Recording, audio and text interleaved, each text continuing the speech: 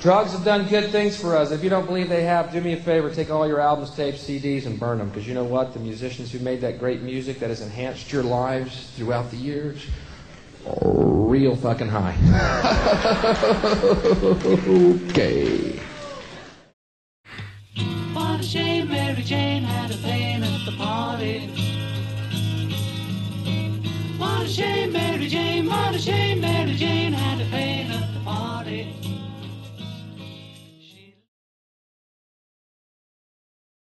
Hi everyone, thanks for tuning in and welcome to another video. So this is going to be a dual response, two videos in one, two responses in one, both of them for Chris, Vinyl Transmission. Chris is really shooting out the challenges at the moment for us all, inventing and creating some really interesting and fun little threads. So I am trying to jump on as many of them as I can, so I'll try and do two in one. So the two that I'm going to do the 100 Guitarists one, and this is where you have to basically just write down 100 guitarists from the top of your head without looking at your record collection or checking any information. And this was because Chris said he'd grown resentful of, I can't remember the exact story, but it was something to do with being with some people who were into sport and perhaps being made to feel as if he didn't, he wasn't able to compete in that social situation because he doesn't know anything about sport, something which I can 100% relate to. And then Chris almost defiantly said, hey, I can write down 100 guitarists, can you name even one guitarist? I don't think he said this to the people, but he kind of thought it. And I entirely sympathise with this, and it really appealed to me because all through my life I have been an absolute mine of trivial information. I find it difficult to remember important stuff, or things like the kings and queens of England and so on. But I do retain information about guitarists and drummers and all that kind of stuff. So I thought it would be a good challenge to myself. So that's the first response. Then I'm going to do the other video which Chris did, which was songs about cannabis, which I thought was also quite good fun. So we'll get to that. So what I'll do is I'll quickly talk about the guitarists. I'm not going to call out the ones I thought of. At the end of the video I'm just going to do a rolling credits and you'll see all the guitarists that I was able to think of. So I did it too late. I did it at about midnight, sat at the kitchen table, a little bit worse for wear, very tired, and I wanted to do it in one sitting, but I think I was too tired. So what I did was I had a stopwatch, and every time I ground to a halt, because my brain would shoot out these names and I would be writing them down, and then I would completely dry up. So I stopped the stopwatch, waited until one more name popped into my head, and then I'd start the stopwatch again. Because I found as soon as one name popped into my head, more would follow. Because I started to be able to associate, it was quite interesting. For example, when I got onto the blues guitarists, it didn't take long for me to start having the avalanche. If you think of Robert Johnson, then you think of Muddy Waters, and then you think of this person and that person. And when I got onto jazz, that wasn't quite as good.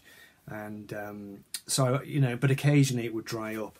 The interesting thing is just the people I left out. I left out all kinds of people, and I don't know why. I look at the list and I say to myself, well, I thought of Dave Davis from the Kinks, so why didn't I think of Ray Davis?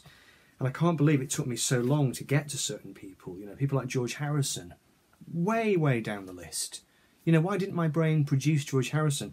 It's quite interesting though, because the first two people I thought of, Glenn Tilbrook and Chris Difford from Squeeze, one of the first bands I was ever into as a child, and then I went quickly through the Wings guitarists, because Wings also, I was into them from the age of 6, so it was almost as if I was kind of starting from a child and then kind of moving through. So wait until the end of the video and I'll do a scrolling thing and you'll see 100 guitarists that I came up with.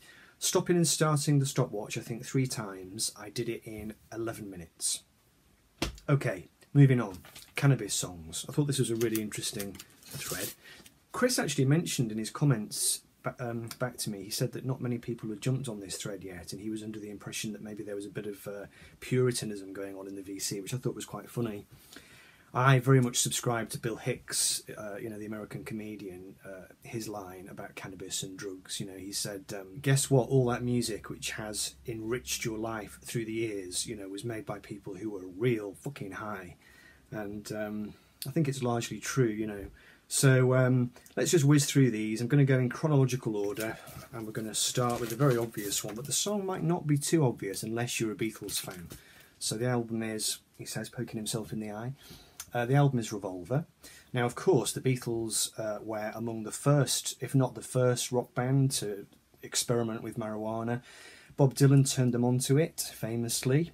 And there's quite a funny story. When he first met them in America, he assumed that they were already users because he misheard the lyrics of the song I Want to Hold Your Hand, and he thought the bit where they sing I can hide, I can hide, I can hide, yeah, you can't hide, I can't hide, I can't hide. He thought they were singing I Get High. So when he met them for the first time in a hotel bedroom, he was quite surprised to discover that they were pot virgins, and he rolled them their first joints, and they spent a very interesting night in this hotel bedroom. Pot was hugely influential on the Beatles' music. It quickly helped them to expand their palette of sounds and sonic possibilities. It made them write more interesting lyrics and so on. And the song I'm going to talk about briefly is from this album, and it's the song Got to Get You Into My Life, which, you know, is often misinterpreted as just a simple love song, but it was actually a song about pot. It was Paul McCartney singing what he described as an ode to pot. Was alone, I took a ride, I didn't know what I would find there. Another road where maybe I could see another kind of mind there. He said, it was one I wrote when I had first been introduced to pot, so it's really a song about that. It's not to a person. And there are many lyrics from the song which do suggest this. I took a ride, I didn't know what I would find there. Another road where maybe I could see some other kind of mind there. Quite trippy lyrics when you kind of clue into them. What can I do, what can I be? When I'm with you, I want to stay there. If I am true, I will never leave, and if I do, I'll know the way there. And he said, it's actually an ode to pot, like someone else might write an ode to chocolate or a good claret. And I think of all the Beatles, McCartney became most into the weed. He was busted for it numerous times throughout the 1970s, culminating in the infamous Japanese drug bust, which basically put an end to his band Wings. He was busted with a huge amount of cannabis going through customs in Japan and was thrown into jail for 7 days, and it looked at one point as if he was going to go away for a long time, you know. Anyway, so yes, the Beatles and pot, clearly a very close relationship there going back through the years. Okay, next, moving to 1970, we have the Move song When Alice Comes Back to the Farm.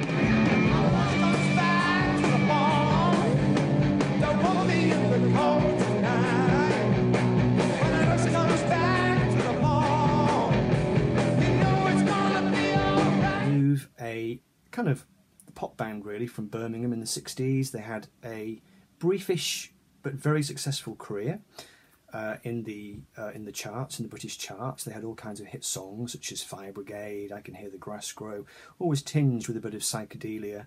They were famous for having a very rough stage show. They used to smash up TVs on stage and so on, highly influenced by The Who.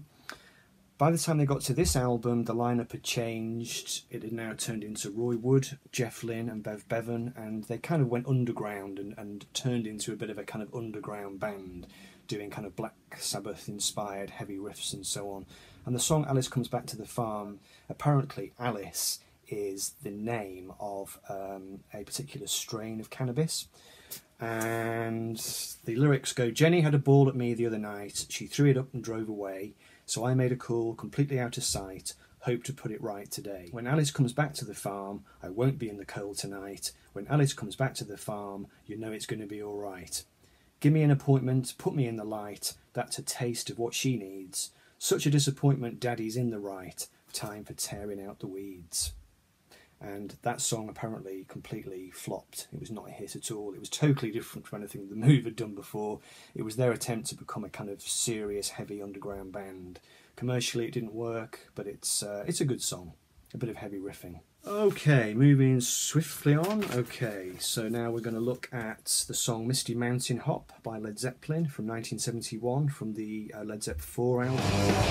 Walking in the park just what do you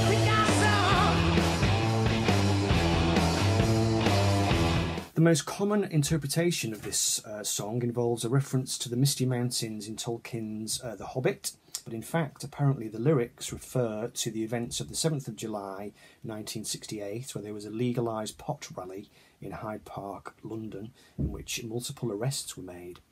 And the words to the song go, "Walking in the park just the other day, baby. What do you think I saw? Crowds of people sitting on the grass with flowers in their hair, and hey boy, do you want to score?" And you know how it is? I really don't know what time it was, so I asked them if I could stay a while. I didn't notice, but it had got very dark and I was really, really out of my mind. Just then a policeman stepped up to me and asked us, and he said, "Hey, please, would we care to all get in line? Get in line." So, yeah, fairly obvious when you read them, but Misty Mountain Hop, really, I mean, you can't really hear the lyrics of that song. It's kind of produced in a way, it's all groove and you know, you don't really clue into it, but it's quite interesting reading them off the page. Okay, moving forward a few years, we now get on to Squeeze from 1980, their album Argy Bargy, which features a song called Misadventure. I'm moving coffee through the coast of the Dover, thinking my journey was going to be over, when they discovered a ship full of Morocco, and said excuses, so there's something you've forgotten from the... In the early days of the band, and they kind of lost this a little bit, Christopher's lyrics were often influenced by the very rough and tumble life that he and Glenn Tilbrook led on the pub scene in kind of Blackheath, Deptford area of London, which was a very rough kind of place. They used to live in the pub. There was a very rough kind of pub there in South London, full of drug dealers and drug pushers, and it was quite a colourful scene, and a lot of their early lyrics do make references.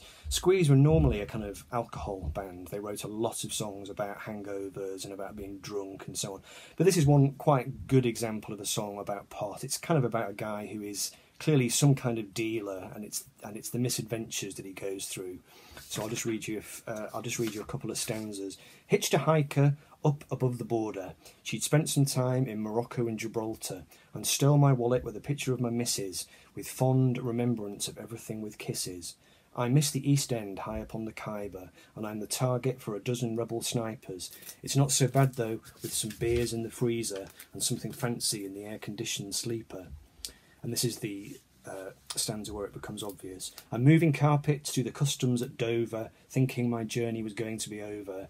Then they discovered a shipment of Moroccan and said, "Excuse me, sir, there's something you've forgotten." And finally, we move on to the classic Britpop band Supergrass and their song Caught by the Fuzz. Caught by the fuzz, well I was still on the buzz, in the back of the van, with my head in my hands, just like a bad dream. Which was actually, I didn't know this, I learnt this researching the video, it was the song they recorded as a demo, which actually got them their record deal. They released Caught by the Fuzz and Man-Sized Rooster as singles on Backbeat Records, which sold out quickly. That gained the interest of record producer Sam Williams, who then offered to record some demos of the band's other songs, and these demos attracted a major record deal from Parlophone. Now the song Caught by the Fuzz is written around the true life incidents of when Gaz Coombs, the singer, was busted for cannabis when he was 15 years old, and the lyrics go as follows. Let me just put this down. Caught by the fuzz, well, I was still on a buzz, in the back of the van, with my head in my hands, just like a bad dream, I was only 15. If only my brother could be here now, he'd get me out, he'd sort me out all right. I knew I should have stayed at home tonight. Locked in the cell, feeling unwell, I talked to a man, he said it's better to tell who sold you the blow. Well, it was no one I know. If only you'd tell us, we'd let you go. We'll make it up for you, my son, so tell us what you know. We'll make you wish you'd stayed at home tonight. Here comes my mum, well, she knows. So, yeah, Supergrass, the timeless genius of. Okay, Chris, hope that was okay for you. Everybody else, hope you enjoyed it. So we'll finish with 100 Guitarists pulled out of my addled brain at 12:15 AM at the kitchen table. Enjoy.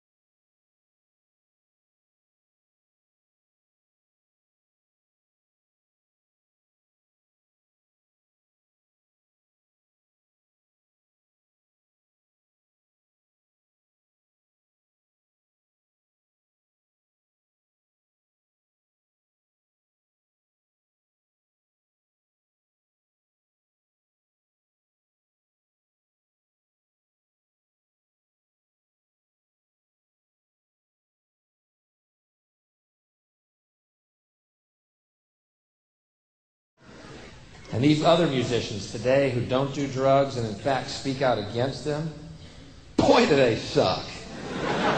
What a coincidence.